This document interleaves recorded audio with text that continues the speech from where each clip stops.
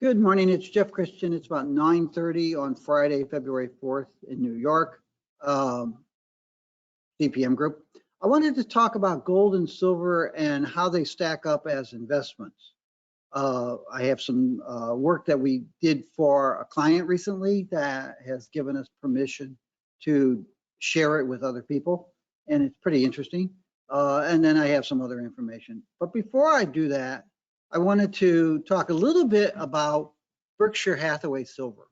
And it came up because yesterday was the anniversary of this press release from February 3rd, 1998, where Berkshire Hathaway came public and said, yes, we've bought 129.7 million ounces of silver.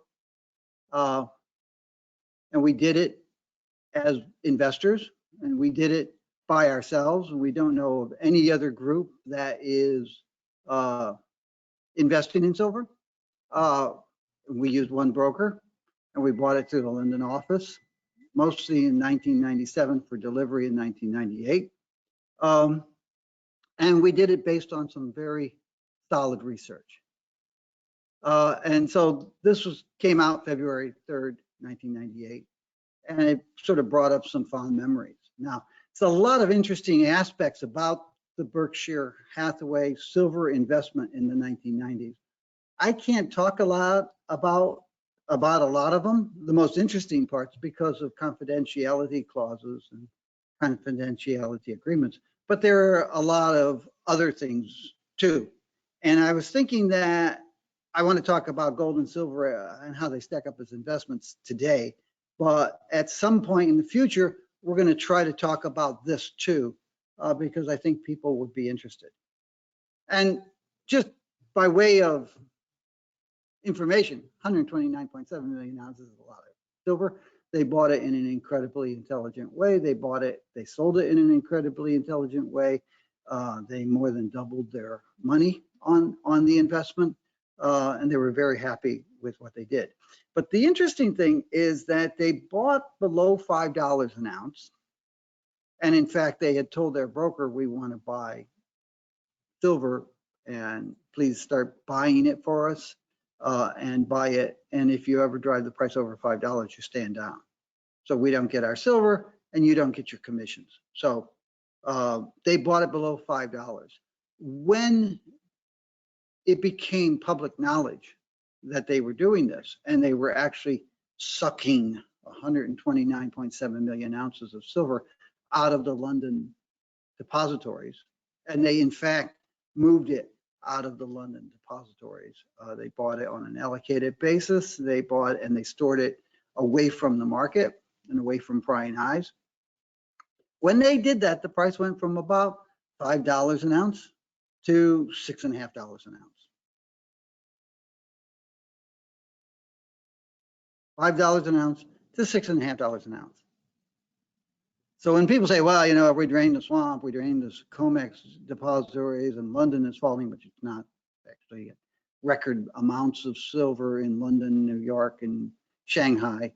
But, you know, when you hear these people say, well, if we drain 5-10 million ounces of silver out of the market, the price is going to go to $50. Remember, Warren Buffett drained 129.7 million ounces out of the market at a time when the market was a lot smaller and less liquid than it is now.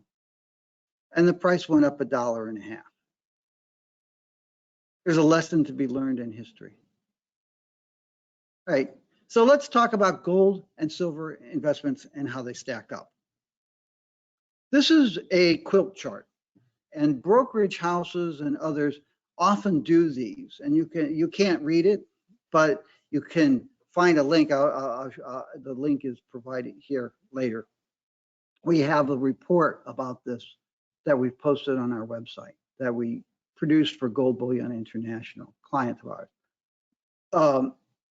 You see these Quilt charts, and they have typically 9 asset classes: large cap, small cap, emerging market, high yield bonds, treasuries, real estate, non-US major market economy bonds, and they rack them up. They compare how they were in terms of year-over-year returns. And you see these things pop up usually in January because people say, okay, I've updated this. Gold Bullion International said to CPM Group, you know, we don't see gold and silver on any of these Quilt charts. And would you do this? So we did this. We did it in late January or late last year, probably in October, November, December. We pulled it all together through 2020. We were waiting for 2021. And you could see over here, 2020, silver was the top performing asset class. If you consider it an asset, you know, you're kind of comparing asset classes, you know, 500 stocks in the S&P, you know, several thousand ounce stocks in the Russell small cap index, and you're comparing individual assets. So that's not exactly fair or proper, but gold and silver are relatively unique. They are sort of their own asset class, either together or separate. So in 2020, silver was the top ranking one in this chart, and gold was the second from best. Now, 2021, silver was the worst, and gold was number 8 out of 11 assets and asset classes that we looked at, which makes sense because they had been so strong in 2020. 2021 was a year where the gold and silver markets digested the price gains that they had made earlier. But the interesting thing is, if you go back to 2001, and you can go back further, but why? You know, because the world's changed, and as we've said, the world really changed after 2008, 2009. So long distance history is important, and it's worth paying attention to, but it's not as important as more recent things. That's why our seasonality model actually puts greater weighting on the most recent year's performance and less weighting on distant ones. But if you go from 2001 to 2021, you see that gold was a top ranking performer 3 years and silver 3 years. That's really good. That's a very good track record. And these are the sources. And so you looked at it and okay, 3 years gold, 3 years silver, you put the two together, you have 6 years out of that 21 years where gold or silver was the top ranking investment in this measure. And we created a weighted average of these, and then we compared it to the weighted average of the other assets. And you can see gold was at 138 on a weighted average basis, silver at 129. You know, gold was beaten by small cap, real estate, and large cap. And it had better returns than all the other assets. Silver, about halfway down the thing. Now, adding the two together, they blow away those other things. But that's not exactly fair because you're at you know, so but then when you start saying, well, let's create a gold and silver asset class. Okay, what's the weighting? 50-50? How about the dollar value of new supply of gold to silver? Then it's about 90-10 or more. So we did create a couple other indices, asset classes for precious metals, and they were 138, 139, 140, 141. They were in that range, so they were highly competitive with other asset classes. So precious metals are very competitive assets. And you and I know that, but the world sometimes seems to overlook it. Again, courtesy of Gold Bullion International, we provide research data and analysis to them for their internal use and for their distribution to their institutional investor clients. And they asked us to do this study. We did it. We said, this is dynamite stuff. Do you mind if we share it with the world? And they said, no, please do. And we said, do you want us to give you credit where credit's due for asking us to do this? And they said, yeah, that's fine. You know, you can admit to the world that we're your client.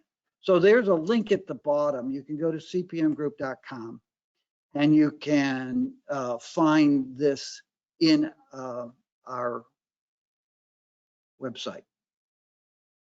Now, a couple other charts. Gold's optimal role in a portfolio. This is 1968 through 2020. You know, if you start with a portfolio that is 50% S&P and 50% T-bills, you've got a risk reward ratio down here. You know, risk is a little over 5.5%, and the reward is about 6.8%, 6.9%. So, okay, that's good. As you add 5% increments of gold, the risk falls, and then the risk falls, but the returns rise. Historically, past performance is no guarantee of future performance.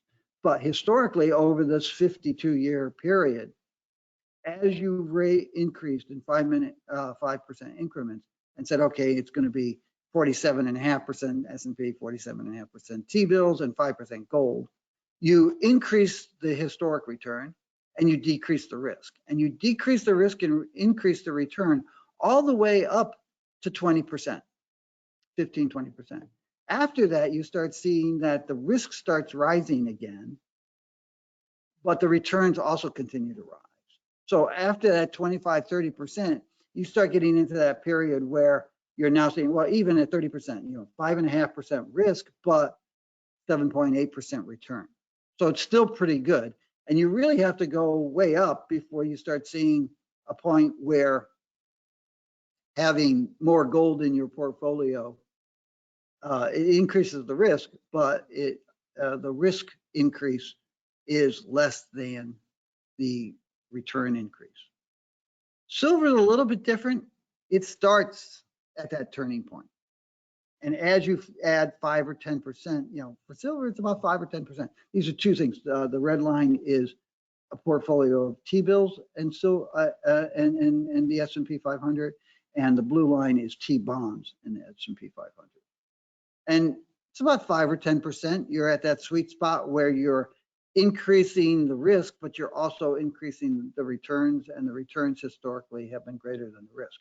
Once you get a little bit higher, because of silver's increased volatility, it's greater risks relative to the returns. So that's how gold and silver stack up as individual assets in diversified portfolios and compared to other assets. They make sense as investments. We'll have an open forum later this month, February 22nd. We're planning to have an open forum for clients where you can either ask questions during the forum, or you can send in questions at info@CPM Group ahead of time. And then we have a energy and metals seminar that we'll do online in the middle of March. The prospectors and developers and the silver seminar have been moved to June. And we'll reschedule those. We had our platinum group seminar last week. You can see it online. And then we'll be having our yearbooks coming out over the next several months. So a lot coming down the pike from CPM Group. And again, you know, the retail investment program, we have structured a program now to offer options investment advisory services to investors, and we've been told that we can actually do that with non-accredited investors as well as accredited investors through CPM Group LLC. We provide research, consulting, asset management, commodities management, investment banking advisory services. You can read all about us at our website, cpmgroup.com. I'll talk to you next Tuesday.